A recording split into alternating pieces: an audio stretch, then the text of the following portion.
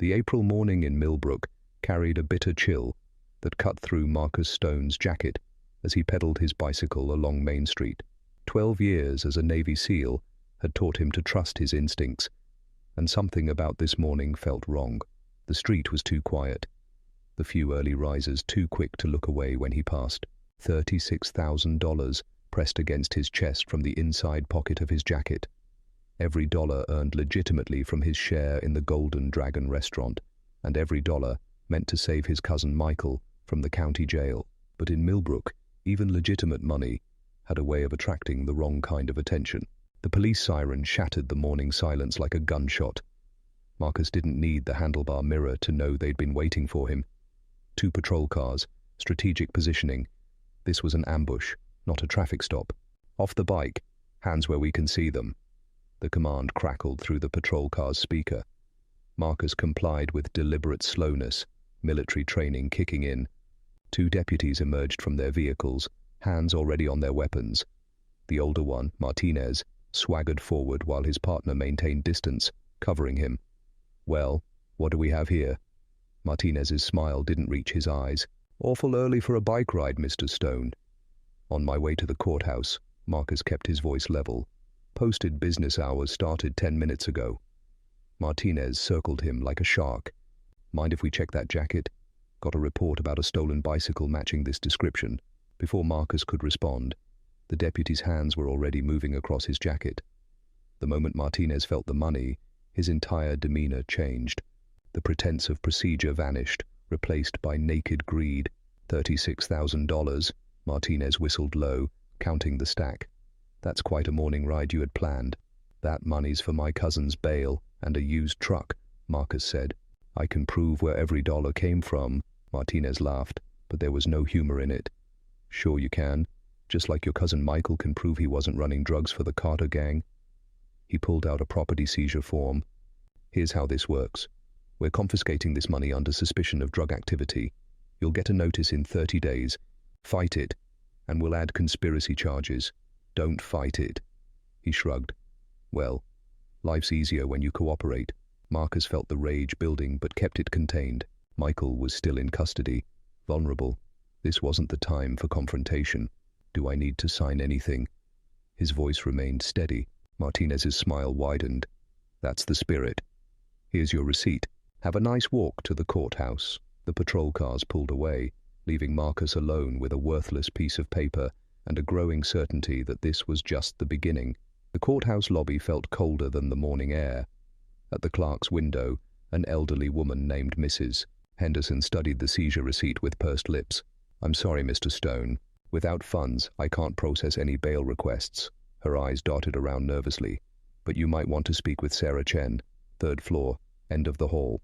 She helps people with similar situations." The 3rd floor corridor stretched long and empty.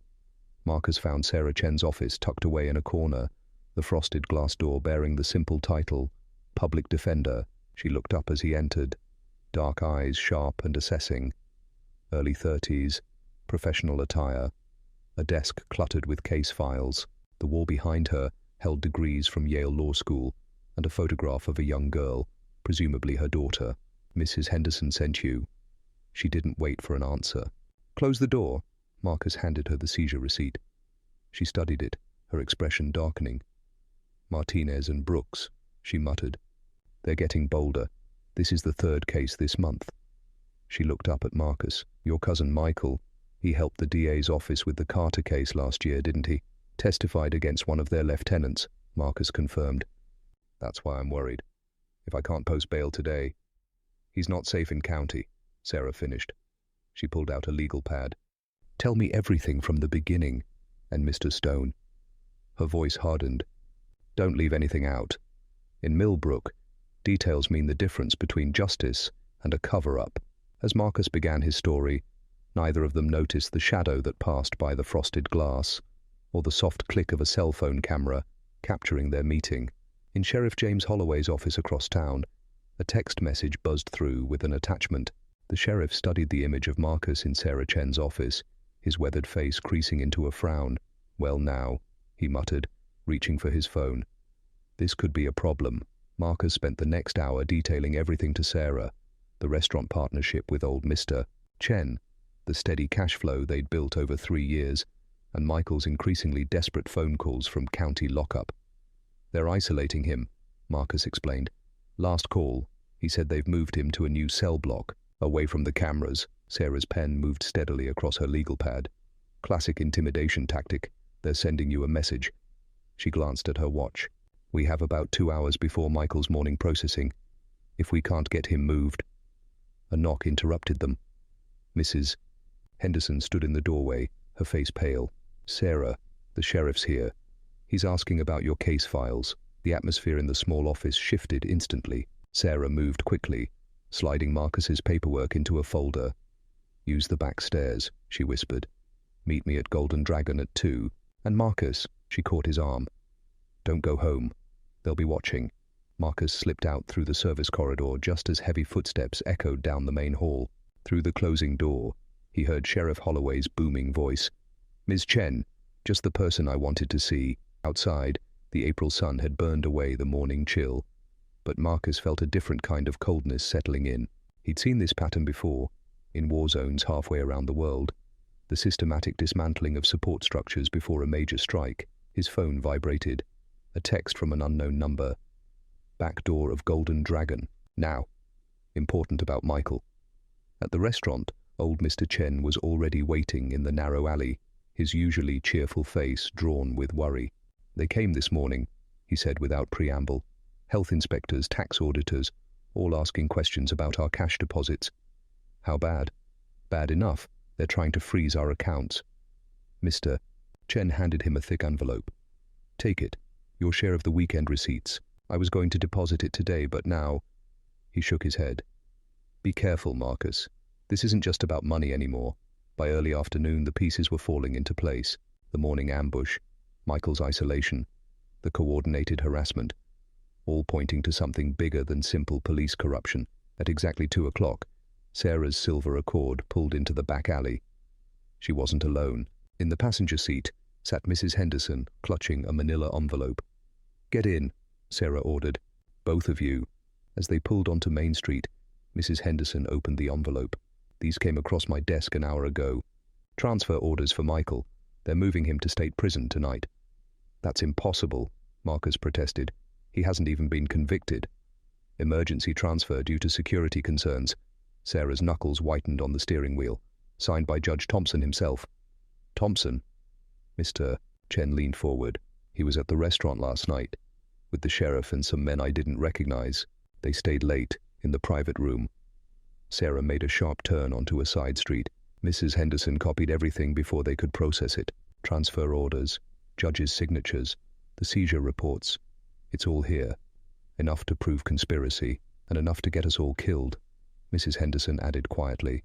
Marcus studied the documents, his military training kicking in again. Every operation had a weak point, a moment of vulnerability. They just had to find it. "How long until the transfer?" he asked. 7 hours. Sarah checked her watch. "They'll move him after dark." "Then we have 7 hours to stop it." Marcus pulled out his phone. "But first, we need to get these documents somewhere safe. And I know just the person." As Sarah drove, Marcus dialed a number he hadn't used in years. After 3 rings, a familiar voice answered. "Captain Phillips speaking." "Sir, it's Marcus Stone. Remember that favor you owed me from Kandahar? I need to collect." "Marcus Stone. Kandahar." Captain Phillips's voice brought back memories of desert heat and night operations. "Never thought you'd call in that favor." Neither did I. Marcus watched through the car window as Sarah navigated the back streets of Millbrook. "But I need your help protecting some sensitive documents, and my cousin's life might depend on how fast we can move. Give me details, quick and clean. Police corruption, evidence of systematic theft. They're transferring my cousin to state prison tonight. A transfer that shouldn't be happening." Marcus glanced at the manila envelope in his lap. "And I'm starting to think this goes way beyond dirty cops skimming drug money." Phillips was silent for a moment. 2 hours. "Murphy's Gas off I-95. Look for marine insignia." The call ended just as Sarah made a sharp turn. "We've got company," she announced, eyes on the rearview mirror. A black SUV had appeared, closing fast. "Martinez," Marcus recognized the vehicle. "Mrs. Henderson, stay down." What followed was a high-speed game of cat and mouse through Millbrook streets. Sarah handled her accord like someone who'd done this before, weaving through traffic with surgical precision. Ambulance driver through college, she explained, taking another hard turn. Night shift paid for law school. They lost the SUV in a maze of construction sites and made it to Murphy's Gas. The exchange was quick. Documents for a burner phone. But victory was short-lived. Sarah's phone buzzed. Her assistant's voice trembled. They're moving Michael now, hours ahead of schedule. Marcus felt his stomach drop. They know we have the documents. Despite Sarah's driving, they were too late. The transport van was gone. And then came the call that changed everything. Stone! Phillips's voice was heavy. Michael's transport never made it to state prison, and county just reported a death in cell block D. They're calling it suicide. The world stopped. Marcus saw his cousin's face, not as the adult who'd testified against a drug cartel, but as the kid who used to follow him around, who believed in doing the right thing even when it was hard. Tell me everything about the Carter case, Sarah demanded gently. Every detail Michael shared. They gathered in Golden Dragon's kitchen, where Mr. Chen poured tea while Marcus talked. The story poured out. Michael working the docks, witnessing a Carter gang shipment, refusing Lieutenant Vasquez's bribes, choosing to testify. The seizures increased after Vasquez's arrest, Sarah noted, spreading papers across a prep table. But look at this pattern. Vasquez never made it to state prison. The Carter gang's territory expanded, and every witness either died or disappeared. Marcus studied the documents, military training kicking in. They're not just stealing drug money. They've taken over Carter's operation. Vasquez probably cut a deal, his connections for protection. And the department provides perfect cover, Sarah added. Legitimate seizures eliminate competition. Selective prosecution silences witnesses. While Judge Thompson makes it all look legal, Mr. Chen finished. A noise from the front made them freeze. Multiple footsteps approached. Mr. Chen moved quickly, revealing a trapdoor behind the prep station. Storage cellar. Hurry. They watched through floorboard gaps as Sheriff Holloway led a health inspection that destroyed the restaurant. Mr. Chen stood silent, dignified in the face of their brutality. Seal it, Holloway ordered after finding nothing. Tax audit pending. Later, emerging from the cellar, Marcus's grief had crystallized into cold purpose. Michael had died trying to expose this corruption. They had to finish what he started. We follow the money, he decided. Document everything. Seizures, suspicious deaths, banking records. Build a case they can't bury. My office has access to case files, Sarah offered. I know which judges aren't in their pocket, and I have years of banking records, Mr. Chen added. Marcus pulled out the burner phone. Phillips can get evidence to federal investigators, but we need more. Something concrete. The docks, Sarah suggested. Prove they're letting Carter's shipments through while seizing others. The plan took shape, each detail carefully considered. None of them mentioned the obvious. They were challenging an organization that had already murdered once to keep its secrets. In his office, Sheriff Holloway watched them through hidden cameras, bourbon in hand. His face hardened as he reached for his phone. Judge Thompson, we need to move up the timeline. Chen's restaurant is compromised. And our public defender. She's become a problem. He paused, listening. Yes, Stone too. Time to clean house. What none of them realized was that Michael's death wasn't just about silencing a witness. It was the beginning of something bigger. The Carter gang's operation was expanding, and Millbrook was about to become ground zero for a war nobody saw coming. But first, they had to survive the night. And in Millbrook, even the shadows had eyes. Dawn crept over Millbrook, painting the sky in shades of blood and steel. Marcus hadn't slept, spending the night in Mr. Chen's cellar, reviewing documents with Sarah, while police cruisers circled the block. They'll move against us today, Sarah said, rubbing tired eyes. My daughter's staying with my sister in Boston. Already called her school, made excuses. Marcus nodded, appreciating her foresight. Mr. Chen, my nephew took him to the airport an hour ago. Family emergency in San Francisco. She managed a grim smile. We're running out of safe places. The burner phone buzzed. Phillips's coded warning. Package delivered. Storm coming. Get clear. Marcus checked his watch. They'll hit your office first. Friday morning, everyone distracted by weekend plans. As if on cue, Sarah's regular phone lit up. Her assistant's text was brief. Internal affairs. Full audit. They're boxing everything. Right on schedule. Sarah's voice was steel. They'll find nothing. Everything important is already moved or digitized. She glanced at Marcus. But we can't stay here. No, Marcus agreed. And we can't run either. Not yet. A plan had formed during the long night, born from his military training and Michael's last words about the docks. The Carter gang's shipments followed a pattern, one they could use. Tonight's shipment, he explained, spreading a dock schedule across the prep table. They'll have to clear the evidence lockup to make room. Standard procedure, Sarah caught on quickly, which means moving their existing inventory, creating a trail. Exactly. But first, Marcus pulled out his phone, scrolling through photos. Remember what Michael said about Judge Thompson's private garage? Sarah's eyes widened. The meetings, every Thursday night. When officially he's at his lake house. Marcus showed her a series of surveillance photos. Took these last night. Look who's visiting. The images showed a parade of vehicles. Expensive SUVs with tinted windows, unmarked police cruisers, and one particular car that made Sarah inhale sharply. That's Carter's lawyer, Blake Davidson. She zoomed in on the license plate. He never comes to Millbrook unless they're planning something big. Marcus pocketed the phone. We need to move fast. You hit the courthouse. Pull every case file Davidson's touched. The cellar door burst open. Mrs. Henderson practically fell down the stairs, face pale. They're coming. Not just police. Federal agents. They're saying... She steadied herself. They're saying Sarah's under investigation for evidence tampering. And Marcus, they're calling you a suspect in Michael's death. The accusations were absurd, but that wasn't the point. They were meant to isolate, to discredit, to force them underground. How long? Marcus demanded. Minutes. They're coordinating raids across town. Sarah was already moving, gathering essential documents. We knew this was coming. Time for Plan B. Plan B was risky, borderline insane. But with Michael's killers closing in, they were out of options. Mrs. Henderson. Marcus handed her a sealed envelope. Get this to Captain Phillips's contact at the gas station. Then go home. Act normal. What about you two? Sarah checked her weapon, a small .380 she'd started carrying after her first death threat. We're going to give them exactly what they expect. The next hour unfolded like a carefully choreographed dance. Sarah led federal agents on a chase across town, while Marcus, using skills honed in special operations, moved unseen through Millbrook's shadows.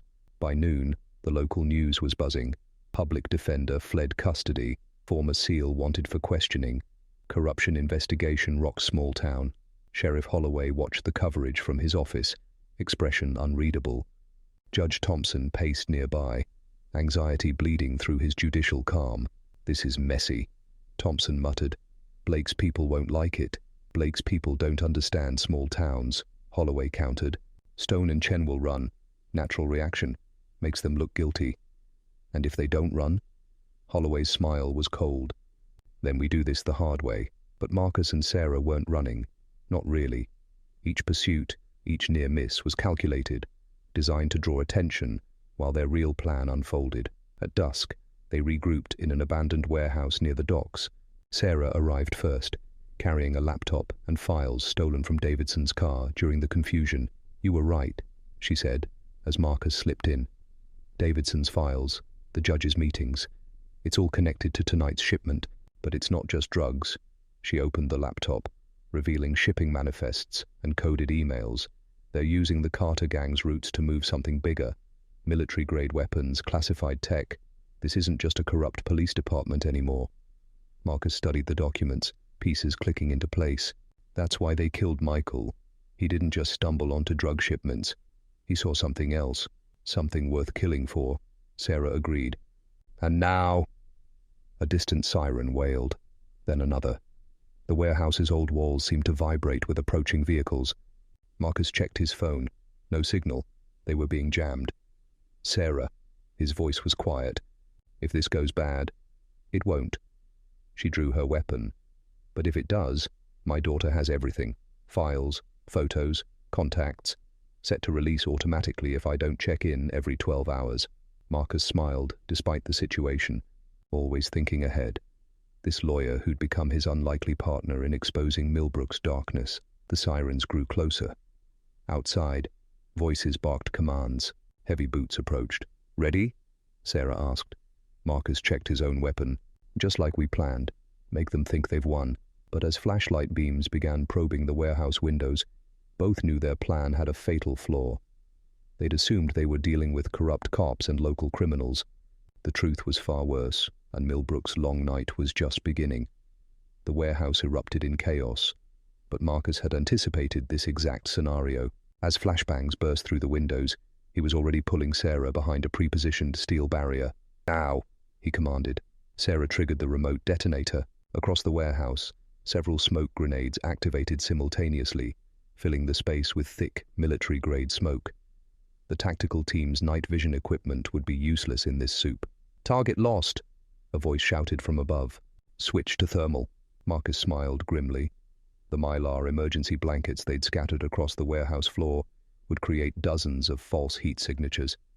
An old special ops trick. "East tunnel, 60 seconds, he whispered to Sarah. They moved like shadows through the smoke, using the confusion to their advantage. Behind them, the tactical team was discovering another surprise. Their radio frequencies were being jammed by a device Marcus had modified from his military days. The only sounds were muffled curses and the thud of men running into obstacles in the smoke. They reached the maintenance shaft, just as the helicopter's spotlight swept the building's exterior. Sarah descended first, her movements quick, but controlled. Marcus followed, pulling the camouflaged cover over the entrance. 3 minutes until they realized we're gone. Sarah whispered, checking her phone's timer. Another 2 before they find the tunnel entrance. "If they find it," Marcus corrected. The entrance was rigged with a small explosive. Nothing lethal, but enough to collapse the shaft if anyone tried to follow. The tunnel was pitch black, but they'd memorized every turn. 50 yards ahead was their first cache. Weapons, burner phones, and encrypted laptops. Another 100 yards would take them to their exit point. Sarah's phone vibrated. A message from her courthouse contact. "FBI in building, taking everything." "They're moving faster than expected," she muttered. Marcus regained consciousness gradually, his special forces training kicking in. "Keep your breathing steady. Don't let them know you're awake. Assess the situation." Cold metal against his back, the subtle vibration of an engine. Moving vehicle, probably an armored transport. The faint scent of antiseptic mixed with gunpowder. Military-grade weapons recently cleaned. "Brain activity spiking on subject 1, a clinical voice reported. "He's conscious. So much for playing possum." Marcus opened his eyes to find himself strapped to a medical gurney, surrounded by equipment he'd never seen before. Sarah lay unconscious on a similar setup nearby, monitors tracking her vital signs. "Welcome back, Master Sergeant Stone." The speaker emerged from the shadows, a tall man in civilian clothes with military bearing. Or should I say, former Master Sergeant? "Colonel Westbrook." Marcus kept his voice neutral. "Word was you died in Kandahar, much like your cousin was supposed to die in prison." Westbrook smiled thinly. "Millbrook has become quite useful for administrative adjustments." The transport hit a bump, making the equipment rattle. Through a small window, Marcus caught glimpses of familiar buildings. They were heading toward the industrial district. "Why the theatrics?" Marcus asked, testing his restraint subtly. "Why not just kill us in the tunnel?" "Because death is inefficient." Westbrook checked one of the monitors, especially when subjects have such valuable potential. "Your military record is impressive, Stone." Sarah Chen's legal mind equally so. "The program always needs new assets." "The program?" But even as Marcus asked, pieces were clicking into place. The prototype weapons, the classified tech, the way Millbrook's entire power structure had been corrupted. "Sentinel," he breathed. "It's not just a black ops code name. It's a testing ground." "Very good." Westbrook seemed genuinely pleased. "Your cousin made the same connection, though much too late. He wasn't supposed to be at the docks that night, wasn't supposed to recognize me." A regrettable complication. Sarah stirred on her gurney, fighting whatever drug they'd used. A lawyer's instincts remained sharp, even in her groggy state. "The judge, Thompson, he's not just covering up crimes," she slurred. "He's authorizing experiments. Federal oversight for a classified program," Westbrook confirmed. "Quite legal, with the right paperwork. Millbrook provides perfect isolation. Small town, controlled environment, minimal outside interference. The transport slowed, turning onto what felt like a ramp. Underground parking, Marcus guessed, probably beneath one of the abandoned factories. And now, he asked, though he suspected the answer, now you join the program. Voluntarily or otherwise, Westbrook nodded to someone out of sight. The technology you experienced in the tunnel, just a taste. The human mind is remarkably adaptable with the right persuasion. The transport stopped. Doors opened. Marcus caught glimpses of advanced equipment, armed guards, men in lab coats. This wasn't just some secret military base. It was a full research facility, hidden in plain sight. Your cousin's final evidence, Westbrook continued, wasn't about drugs or corruption. He discovered this facility, left proof in the one place he thought was safe, the evidence locker of a dirty police department. Ironic, really. Sarah's voice came clearer now, anger burning through the drug haze. You're experimenting on civilians, using Carter's network to recruit subjects, among other methods. Westbrook checked his watch. Tonight's shipment, for instance, isn't just weapons, but you'll learn all about that soon enough. As medical personnel began preparing to move them, Marcus caught Sarah's eye. In that brief glance, a message passed between them. Whatever happened next, whatever this program had planned, they weren't finished. Michael's death wouldn't be in vain, and Millbrook's darkest secrets were about to be exposed. Because this is bigger than we thought. Marcus pulled up something on his phone. Surveillance photos from the docks. Look at these men unloading the last shipment. Their movement patterns. Sarah studied the images. Not cartel. Military, special forces tactics, black ops. He zoomed in on one figure, and that man, I know him. Or knew him. He was reported killed in Afghanistan 3 years ago. A crash echoed through the tunnel behind them. Then another. They found the entrance. Sarah's voice was tight. No. Marcus's expression hardened. They knew about it all along. This is a herding operation. They broke into a run, but both knew the tactical team would have the other exit covered. They were being driven somewhere. But where? And why not just take them in the warehouse? Unless... Marcus grabbed Sarah's arm, pulling her to a stop. Wait. Think. Why this elaborate chase? Why not just raid your office? Arrest us normally? Sarah's legal mind kicked in. Because they need us to look guilty. Running suspects are easier to shoot than lawyers in custody. Exactly. But there's more. He pulled up Davidson's encrypted files on his phone. Look at these shipping manifestos. The weapons coming through tonight aren't just guns. They're prototypes. Classified tech. The crashes were getting closer. Their pursuers were being obvious on purpose, maintaining pressure. The evidence locker, Sarah suddenly said. Michael's last statement. What if he saw something more than drugs? What if... The tunnel exploded in light and sound. Not flashbangs this time. Something new. Marcus felt his muscles lock up, his vision blur. Next to him, Sarah collapsed. Through fading consciousness, he heard boots approaching and a familiar voice. Careful with them. We need them alive for phase 2. Then, darkness. Marcus regained consciousness gradually, his special forces training kicking in. Keep your breathing steady. Don't let them know you're awake. Assess the situation. Cold metal against his back. The subtle vibration of an engine. Moving vehicle. Probably an armored transport. The faint scent of antiseptic mixed with gunpowder. Military-grade weapons recently cleaned. Brain activity spiking on Subject 1, a clinical voice reported. He's conscious. So much for playing possum.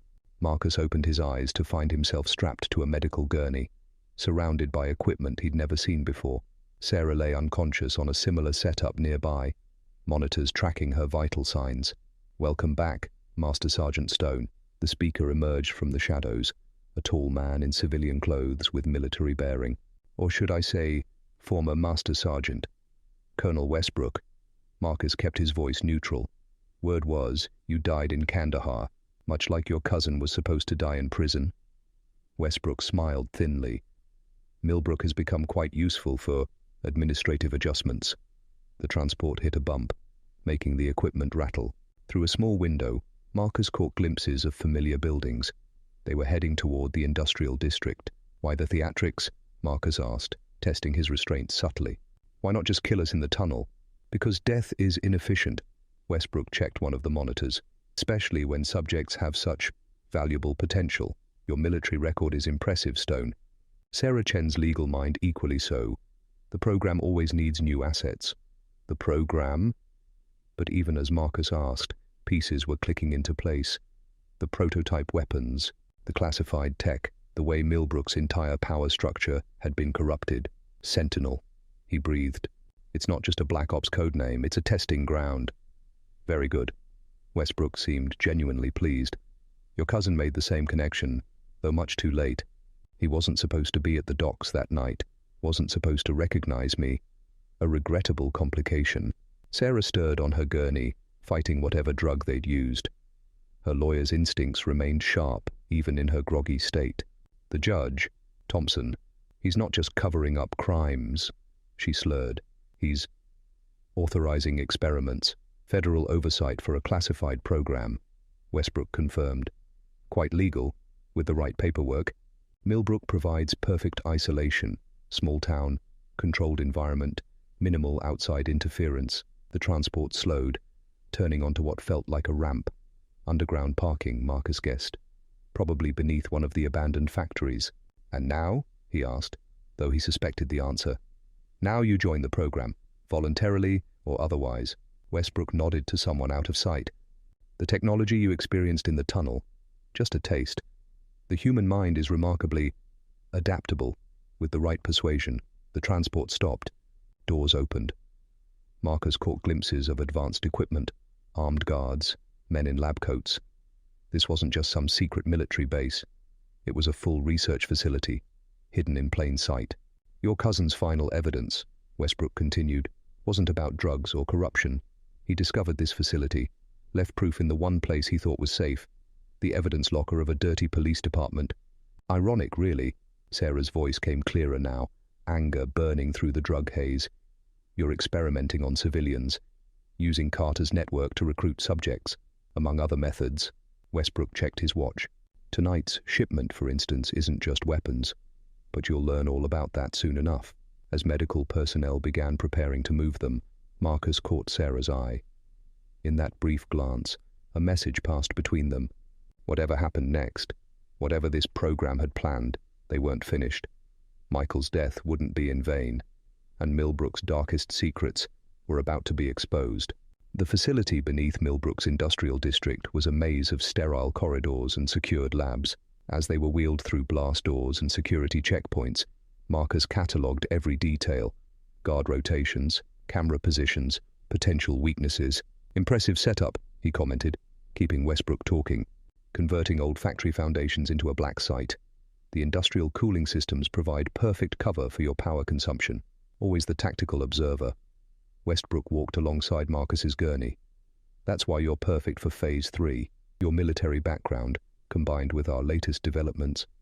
The prototypes from tonight's shipment, Sarah cut in from her gurney. They're not weapons. They're delivery systems. Westbrook's smile widened. Ms. Chen, already piecing it together. Yes, the weapons are merely vessels. The real breakthrough is what they carry. Programmable neurological modifiers. Imagine soldiers who can be optimized for any mission.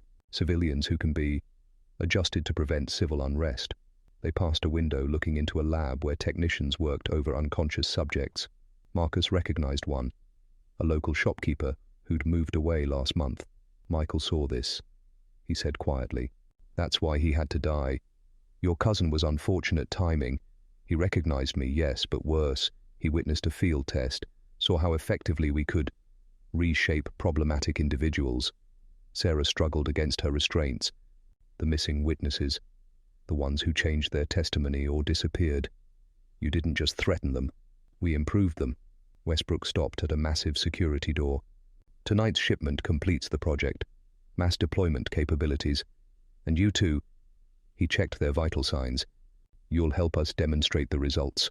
The security door began to open, revealing a chamber filled with advanced medical equipment. But before they could be wheeled in, alarms suddenly blared throughout the facility. "Sir!" A guard rushed up. "Breach at the docks. Federal agents, full tactical team." Westbrook's composure cracked slightly. "Impossible. Our clearance." "They're led by Captain Phillips, sir," He has oversight authorization. Marcus allowed himself a small smile. The phone they'd taken from him had been a trap, actively broadcasting their location to Phillips's team the entire time. Westbrook saw the smile and his eyes narrowed. Lock down the facility, initiate Protocol Omega, and prepare these two immediately. We need viable subjects before... The lights went out. Emergency systems kicked in, bathing everything in red. But in that moment of darkness and confusion, Marcus had already moved. The restraints, carefully loosened during their conversation, snapped free. Sarah was moving too, proving she'd been far less affected by the drugs than she'd pretended. Years of martial arts training turned her gurney into a weapon, taking down the nearest guard. "Kill them!" Westbrook shouted, drawing a weapon. But Marcus was faster. The fight that followed was brutal and efficient. Marcus's special forces training combined with Sarah's unexpected combat skills kept them alive as alarms screamed and gunfire erupted from multiple directions. "The evidence!" Sarah shouted over the chaos. "Michael's proof. It's not in the police station." Marcus ducked enemy fire, understanding instantly. "It's here. He hid it in their own facility. Southeast corner." A new voice cut through their comms. "Phillips, we've breached the perimeter. Backup coming your way." But Westbrook was already disappearing through a hidden door, taking crucial hard drives with him. The choice was clear. Pursue him, or find Michael's hidden evidence. "Split up," Marcus commanded. "I'll handle Westbrook. Find what Michael left. It's the only way to expose everything." Sarah nodded grimly, already moving. "Don't die. That goes double for you, counselor." They separated as gunfire intensified, and smoke filled the corridors. Above them, the sounds of Phillips's team breaching the facility grew louder. The final confrontation was coming. But first, they had to survive the next 5 minutes. The facility descended into chaos. Emergency lighting cast everything in blood-red shadows as Marcus pursued Westbrook through the labyrinth of corridors. Behind him, explosions rocked the building as Phillips's team engaged Sentinel's security forces. "You can't stop this, Stone." Westbrook's voice echoed. "We're too embedded, too essential. The program will continue." Marcus tracked the voice, moving like a ghost through the smoke. His military training merged with pure instinct. Duck, roll, return fire. 2 Sentinel operators went down before they could raise their weapons. Meanwhile, Sarah fought her way to the southeast corner, her mind racing. What would Michael have seen? Where would he have hidden evidence that even Sentinel's thorough searches missed? A memory flashed. Michael's last visit to her office. Sometimes the best place to hide something is right where they're looking. Her eyes swept the area, noting the facility's construction. Old factory foundations, reinforced for new equipment. But there, beneath a monitoring station, original infrastructure, untouched. The cooling systems, she whispered. Michael had worked maintenance. He would have known. She pried open an access panel just as gunfire erupted behind her. 3 Sentinel agents had her cornered. "Hands where we can see them, Mrs. Chen." Sarah smiled grimly, already having palmed what she found. A waterproof USB drive hidden in the old coolant pipes. "Absolutely. Hands up," graduating summa cum laude. The martial arts classes she'd taken since her first death threat paid off. 3 quick moves, and her attackers were down. One of their radios crackled. "Subject located, southeast quadrant." Above, Phillips's voice boomed through the facility's PA system. "This is a federal operation. Stand down immediately." But Marcus knew it wouldn't be that simple. He'd reached the facility's core, a massive chamber filled with servers and prototype equipment. Westbrook stood at a central console, fingers flying over keys. "Fascinating, isn't it?" Westbrook didn't look up. The human mind, so malleable, so ready to be improved. "Your cousin understood in the end. Before we helped him forget. You murdered him." Marcus's voice was ice. "We tried to recruit him. The maintenance job was an audition. His military background, his access to the docks. Perfect cover, but he was too idealistic. Like you." Screens around them showed data being deleted, evidence vanishing. But Westbrook had made a critical mistake. He'd assumed Marcus was alone. Sarah's voice came through Marcus's hidden earpiece. "Got it?" Michael's files, plus backup of their entire database. He spliced into their own backup systems. Westbrook must have seen something in Marcus's expression. His eyes widened. The cooling system. We never... Son of a... The colonel's hand moved for a concealed weapon, but Marcus was already in motion. The fight was brutal, personal. Special forces against special forces, training against training. You're missing the bigger picture, Westbrook spat blood. The program is necessary. The world is chaos. We bring order. No. Marcus caught a killing strike inches from his throat. You bring tyranny, and my cousin died exposing you. The final exchange was swift, decisive. Westbrook went down just as Phillips's team breached the central chamber. Clear! Multiple voices confirmed the facility was secured. Sarah appeared through the smoke, holding up the USB drive. We got it all. The experiments, the modifications, every name involved. She looked at Marcus. It's over, but they both knew it wasn't. Sentinel had roots everywhere. Taking down one facility wouldn't end the program. Now comes the hard part. Marcus helped Sarah step over unconscious guards, making the evidence stick, making it public. Already handled, Phillips approached, holding up a satellite phone. I've got a federal judge, a real one, standing by, and news crews will be here in 10 minutes. Sarah's legal mind was already working.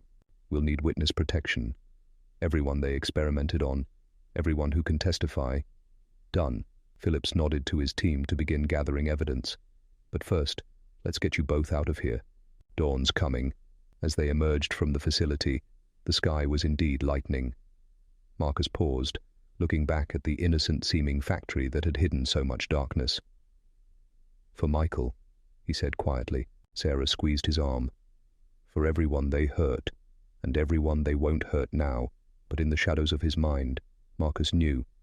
This was just the beginning. Somewhere out there, other facilities operated, other programs continued. The war for Millbrook was over, but a bigger battle was just beginning. The next 48 hours passed in a blur of federal investigations, witness statements, and mounting revelations. Marcus and Sarah worked from a secure location, helping Phillips's team untangle the web of corruption that had ensnared Millbrook. Judge Thompson tried to flee the country, Sarah announced, reviewing updates on her laptop. Feds caught him at a private airfield. And Sheriff Holloway, she paused, a grim smile crossing her face. He's offering to testify against everyone. Marcus wasn't surprised. Rats fleeing a sinking ship. What about Davidson? Blake Davidson, Carter's lawyer. Phillips entered the room, looking exhausted. Found dead in his office. Apparent suicide. His tone made it clear nobody believed that. Sentinel's cleaning house. The USB drive from the facility had revealed more than just local corruption. Sentinel's program extended across multiple states, using small towns like Millbrook as testing grounds. The subjects weren't just criminals or witnesses. They included politicians, business leaders, anyone who could be compromised and controlled. We've identified 3 more potential facilities. Phillips spread a map across the table, all following the same pattern. Isolated locations, corrupted local law enforcement, unusual power consumption. Sarah studied the locations. They'll be evacuating them now, destroying evidence, maybe. Marcus pointed to surveillance photos showing unusual activity, or they're accelerating. These shipments aren't moving out. They're moving in. They're consolidating. A knock at the door made everyone reach for weapons. But it was just Phillips's assistant, bringing more files and a crucial update. Sir, Mrs. Henderson sent this. She handed over a thumb drive. She says Michael gave it to her the day before everything happened. Said to keep it safe until, quote, Marcus finishes what I started. The drive contained Michael's personal notes, including details about Sentinel operations he'd uncovered while working maintenance. But more importantly, it had names, politicians, military officials, corporate leaders who were part of the program. This goes higher than we thought, Sarah whispered, scrolling through the list. Way higher. And they'll do anything to keep it buried. Phillips checked his phone. My superiors are already getting pressure to contain the investigation. Focus on local corruption. Ignore the bigger picture. Marcus stood, stretching combat-tense muscles. Then we don't give them the chance. How many reporters do you trust? Completely trust. 3, maybe 4. Why? Because we're going to give them everything, all at once. Too much for Sentinel to contain. Sarah caught on immediately. Her information cascade hit multiple outlets simultaneously, backed by federal evidence and witness testimony. They'll try to discredit us, Phillips warned. Paint you as criminals. Let them try. Marcus pulled up Michael's final message, a video file they hadn't watched yet. My cousin died to expose this. We owe him the truth, all of it. The video played. Michael's face filled the screen, looking tired but determined. Marcus, if you're watching this, I'm probably dead. But what I found, it's bigger than me, bigger than Millbrook. They're not just controlling people. They're reshaping society, town by town, mind by mind. Someone has to stop them. Someone has to remember who we really are. The message continued, laying out details that made even Phillips pale. When it ended, the room was silent. Finally, Sarah spoke. How do we do this? Marcus outlined the plan. It was dangerous. Probably suicide for their careers and maybe their lives. But looking at Michael's frozen face on the screen, they knew they had no choice. We'll need help, Phillips said. People we can trust. Already handled. Marcus showed them his phone. Dozens of messages from old military contacts, journalists, civil rights lawyers. Turns out we're not the only ones who noticed something wrong. Everyone was just waiting for proof. Sarah opened her laptop. Then let's give them what they need. As dawn broke over Millbrook, they began. The story would break in 6 hours, simultaneously across multiple platforms. Sentinel was about to learn a hard lesson.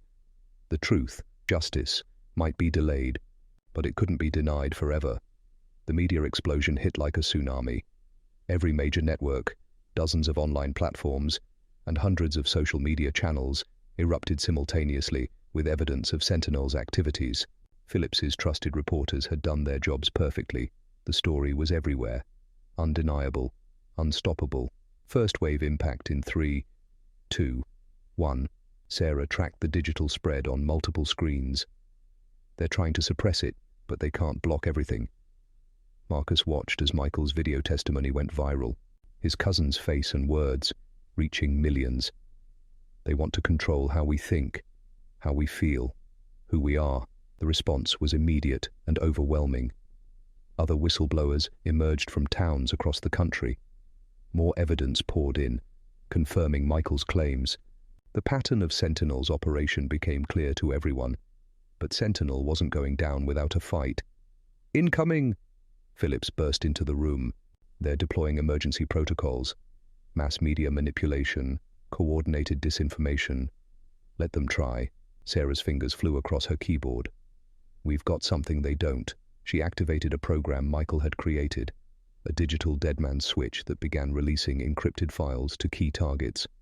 Military oversight committees, international watchdogs, independent investigators. The truth wasn't just spreading. It was being preserved, protected, verified. Marcus's phone rang. A secure line from Captain Chen, Sarah's contact in military intelligence. Stone, you've kicked a hornet's nest. Joint Chiefs are in emergency session. Half the Pentagon's in chaos. A pause. Good work. But victory came with a price. Reports started coming in of accidents and suicides. Sentinel trying to silence potential witnesses. They'd anticipated this too. Witness protection is moving everyone now, Phillips confirmed, including Mrs. Henderson and all the test subjects we freed. They'll be scattered, hidden, but ready to testify when needed. Sarah looked up from her screens. First arrests are starting. Judge Thompson, Sheriff Holloway, but Westbrook's gone dark. He won't stay hidden long. Marcus checked the tactical feeds. His own people will turn on him.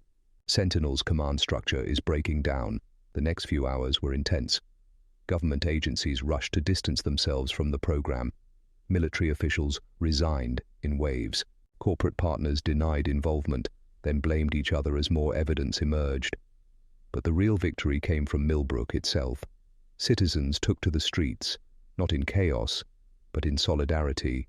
They'd been manipulated, used as test subjects in a terrible experiment, but they refused to be victims. Michael would have loved this, Sarah said softly, watching the feeds, the town coming together, standing up. Marcus nodded, remembering his cousin's words. Someone has to remember who we really are. A final alert pinged on their screens. Captain Chen again. Westbrook located. Delta team moving in. Want to watch? They did. The former colonel hadn't gone far. Just to another Sentinel facility, trying to salvage what he could. The Delta Force raid was quick, professional, and absolute. Westbrook emerged in handcuffs, his empire crumbling. It's not over, Phillips warned as celebrations began. There will be other programs. We know. Marcus was already reviewing data, identifying patterns, possible locations. But they'll think twice now, and we'll be watching. Sarah closed her laptop, finally allowing exhaustion to show. What happens to Millbrook? It heals. Marcus looked out the window at his hometown. It remembers. It stays free. As if in answer, church bells began ringing across town. Not in alarm, but in celebration. Dawn was breaking over Millbrook, and for the first time in years, it was truly free. Epilogue. 1 month later, Marcus stood at Michael's grave. The headstone was new, the inscription simple but powerful. He chose truth over silence. Sarah joined him, carrying fresh flowers. The congressional hearings start next week. They want us both to testify. We'll be ready. Marcus placed a small object on the headstone. Michael's Marine Corps insignia, finally returned home. We've got a lot more work to do. Together? Together. They walked away as morning light washed over Millbrook. The town had changed, but its spirit remained unbroken. And somewhere, in the shadows of other small towns, other fights for justice were waiting to begin. But that's another story.